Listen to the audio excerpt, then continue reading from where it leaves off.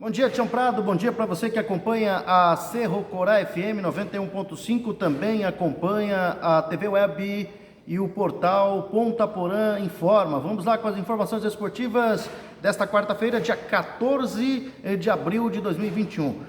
Em duelo direto contra o rebaixamento no Campeonato Sul-Mato-Grossense, o Cerc visitou e derrotou o Três Lagoas por 4-2 no estádio Benedito Soares da Mota, em jogo válido pela penúltima rodada do Campeonato Sul-Mato-Grossense, e com esse resultado o Três Lagoas está rebaixado, volta para a segunda divisão. Faltando apenas uma rodada para o fim do campeonato, o Três Lagoas tem 0 pontos até aqui, e com a vitória do Cerc, adversário direto na briga do rebaixamento, o Chapadão do Sul chegou a 7 pontos aí no caso, né? E com isso é matematicamente impossível o Três Lagoas escapar da degola, né?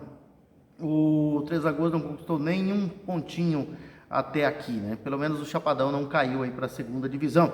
Então nós temos jogos hoje ainda, né? Pelo Campeonato Sul-Mato-Grossense. O Costa Rica, por exemplo, vai até, aliás, recebe no estádio Laertão o Comercial, né? O Costa Rica é o líder e o Comercial é o segundo do Grupo B, já classificado os dois times para a próxima fase aí do Campeonato Sul-Mato-Grossense, que vai ser um hexagonal, né?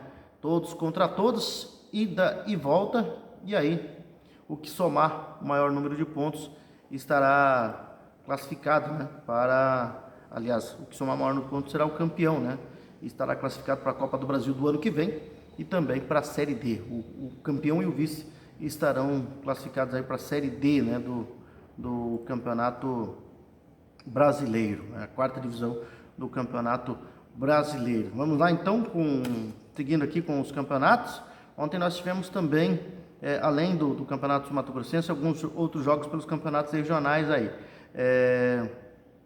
Por exemplo, no Campeonato Paulista nós tivemos a Ferroviária ganhando do Corinthians por 2-1 de virada, né?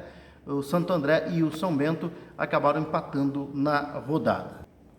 Dois jogos, então, movimentaram o Campeonato Paulista na noite de ontem, né? Pela nona rodada, a Ferroviária ganhou do Corinthians por 2-1 de virada. Já o Santo André e o São Bento ficaram em empate sem gols pela quinta rodada. Na Arena Fonte Luminosa, o Corinthians saiu na frente com Camacho no final do primeiro tempo, mas a Ferroviária voltou ligada do intervalo, empatou com Igor Meritão. No finalzinho, o Xandão marcou um golaço de falta e virou o jogo. A derrota em Araraquara acaba com a invencibilidade do Corinthians, que segue a liderança do grupo B, do grupo A, né? Com 14 pontos. Já a Ferroviária, vice-líder do grupo B, né?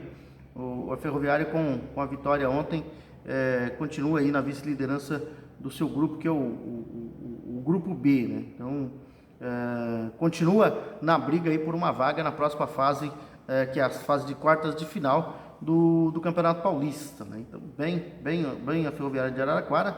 O Corinthians mais uma vez ficou devendo, né?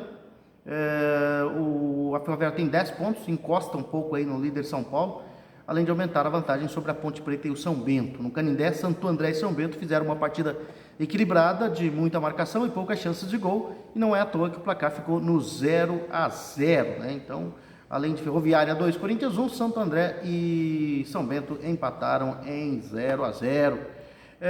Na pré-Libertadores, o Santos confirmou na noite de ontem, na fase de grupos da Copa, se confirmou, né, sua vaga na fase de grupos da Libertadores. A classificação veio após empate com o São Lourenço da Argentina por 2-2 no estádio Mané Garrincha em Brasília, pelo duelo de volta válido pela terceira fase. O time paulista entrou em campo já com uma ótima vantagem, né, para seguir no campeonato, já que no confronto de ida realizado na Argentina havia vencido por 3-1.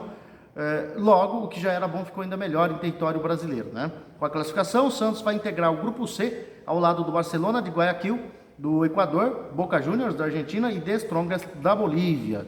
Então vai ser meio complicado o grupo do Santos aí, não vai ser fácil não, né? Aliás, o time paulista já sabe que vai estrear na fase de grupos no próximo dia 20, quando vai receber o Barcelona de Guayaquil do Equador às 18h15, ainda com local indefinido. Com bola rolando, o São Lourenço precisou ir para cima do Santos, né? Lá em Brasília, e criou chances de abrir o marcador. Primeiro aos 14 minutos, quando Rojas cruzou na área, e de Santos finalizou pela linha de fundo. Depois, aos 15, foi a vez de Oscar Romero finalizar e acertar o travessão. Só que quem abriu o placar foi o Santos. Aos 21 minutos, Felipe Jonathan lançou o Marcos Leonardo e o atacante foi em direção à linha de fundo, chutou para fazer um golaço. Uma finalização esquisita, sem ângulo, do jovem santista. Em situação ainda mais delicada pela vaga, o time argentino demorou a reagir, mas ainda assim teve chances de deixar tudo igual antes do intervalo. Aos 45 minutos, Juan Ramírez finalizou o rasteiro e o João Paulo defendeu em 2 tempos. No segundo tempo, o Santos foi presenteado pelo São Lourenço logo aos 5 minutos. Isso porque Marinho puxou contra-ataque, saiu em direção ao gol, foi derrubado com um carrinho por trás do lateral Rojas e acabou sendo expulso pelo árbitro, né?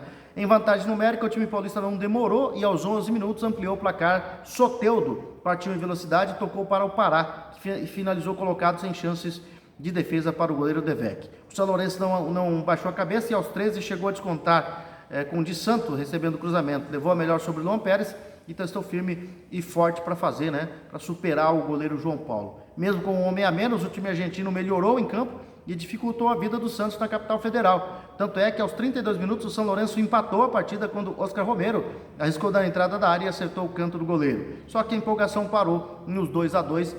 O Santos conseguiu segurar o resultado até o apito final, confirmando sua classificação à fase de grupos da Libertadores, né? Então já tem aí, né, a definição de quem vai enfrentar aí na fase de grupos da Libertadores. Pega um grupo até forte. The Strongest, né? O Barcelona e Guayaquil e o Boca Juniors, né? Então não é um grupo tão fácil assim. Pega 2 times na altitude e o argentino, o tradicionalíssimo Boca Juniors. Na Sul-Americana, né? Um dos favoritos ao título da Copa Sul-Americana, o Peñarol carimbou sua vaga na fase de grupos ao atropelar o Cerro Largo por sonoros 4-1 na noite de ontem no estádio Campeão del Siglo. O Cerro Largo fez frente no jogo de ida e arrancou o empate por 2-2, mas na volta não suportou a pressão e acabou levando o chocolate. Os gols do Peñarol foram marcados por Alvarez 2 vezes, Torres e Terans, enquanto que Stoll descontou para o Cerro Largo. O resultado colocou o Peñarol, que ainda não engoliu, não está na Libertadores da temporada 2021, no grupo E, né, da Sul-Americana, que conta ainda com Corinthians, River Plate do Paraguai e Sport Huancayo do Peru. A primeira fase será encerrada hoje em um novo confronto uruguaio. Fênix e Montevideo City se enfrentam no Parque Capurro. No jogo de ida, ficaram no empate sem gols e quem avançar entrará no grupo B com Guabirá da Bolívia, Independente da Argentina e o Bahia, o brasileiro Bahia, né? Na Copa do Brasil, nós tivemos também jogos ontem. Vamos ver quais foram os resultados, né, de ontem. Mais 3 clubes confirmaram ontem suas vagas na terceira fase da Copa do Brasil e também garantiram a premiação de R$1.700.000. CRB, Cianorte e Remo superaram seus adversários e agora aguardam a definição de todos os 20 classificados e o sorteio da CBF que vai definir os próximos confrontos. À tarde, mesmo atuando na Curuzu, em Belém do Pará, o CRB levou a melhor em cima do Paysandu, ganhando por 2-1. O time paraense saiu na frente com Israel aos 42 minutos, mas levou o empate logo em seguida. E aos 45, né, com Diego Torres. O gol da vitória foi anotado por Yuri, logo a 2 minutos do segundo tempo, né? No início da noite, no Paraná, o Cianorte aproveitou o mau momento do Santa Cruz e venceu o time pernambucano por 1-0.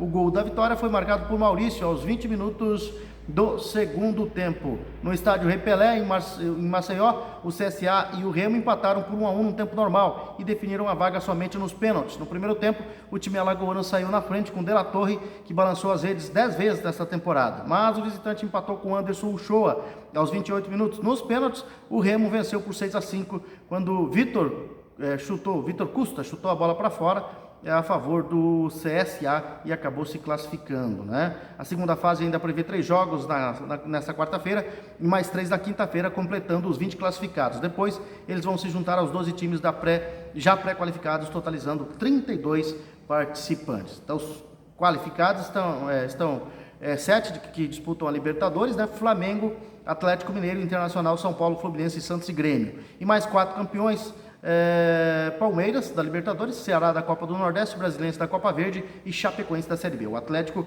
entra como 12º time dessa fase por ter a melhor campanha dentro do Campeonato Brasileiro. São essas as informações, Tião Prado. Nós voltaremos, se Deus quiser, amanhã com mais informações aqui na Cerro Corá FM, também no portal e TV Web Ponta Porã Informa.